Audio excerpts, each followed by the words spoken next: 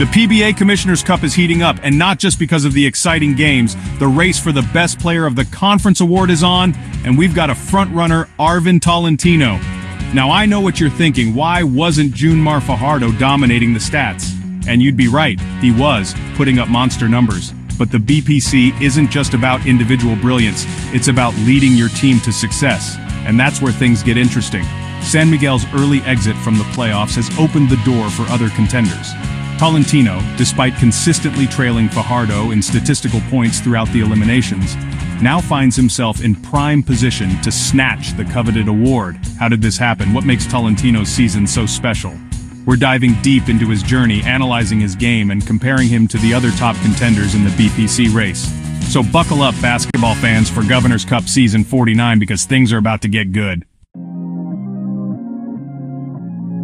Northport's Arvin Tolentino wasn't a name on everyone's lips at the start of the Commissioner's Cup. Sure, he's a talented player, but a front-runner for the BPC? Not so fast. He let his game do the talking, steadily climbing the ranks as Northport found its groove. He wasn't chasing stats, he was chasing wins, and that's what makes this story so compelling. His stats average of 23.15 point per game, 7.15 rebound, 3.92 assists.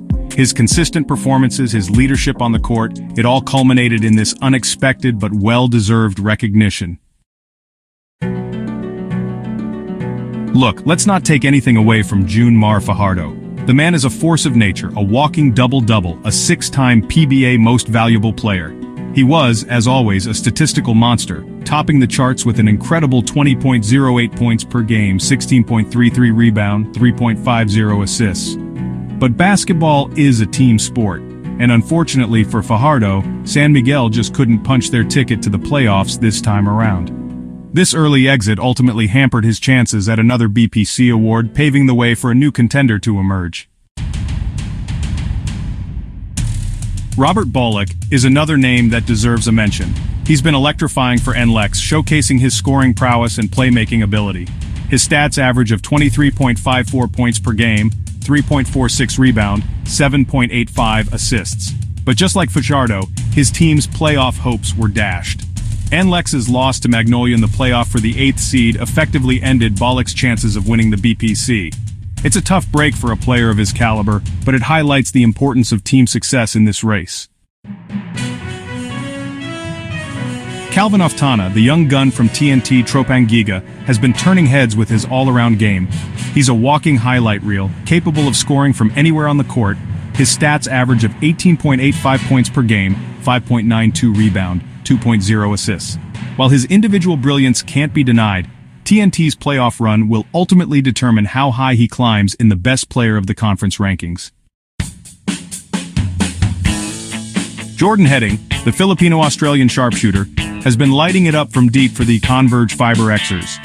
He's a sniper from beyond the arc, and his ability to stretch the floor has been crucial for his team's success. His stats average of 17.73 points per game, 4.47 rebound, 5.87 assists. But like Oftana, his chances will depend on how far Converge can go in the playoffs. The PBA is in good hands, folks, and the next generation of stars is already making their mark. Joshua Munson, with his explosive scoring ability, has been a revelation. His stats average of 17.38 points per game, 3.00 rebound, 3.77 assists. Chris Newsom continues to impress with his all-around game. His stats average of 16.27 points per game, 3.93 rebound, 3.67 assists. Alex Stockton, the fearless scorer from Converge, is a name to remember. His stats average of 16.40 points per game, 4.87 rebound, 6.07 assists. These young guns, along with Scotty Thompson, Justine Baltazar, and Troy Rosario, round out the top 10 in the Best Player of the Conference race, showcasing the league's bright future.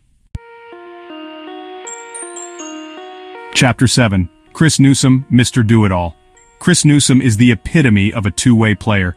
He can guard multiple positions, he can score at all three levels, and he makes everyone around him better. He's the heart and soul of his team, and his impact goes far beyond the box score. While his 32.6 SPs are impressive, it's his leadership and basketball IQ that truly set him apart. Alex Stockton is a walking bucket. The man can flat out score, and he does it with such ease and confidence. He's a threat from anywhere on the court, and his ability to create his own shot is invaluable.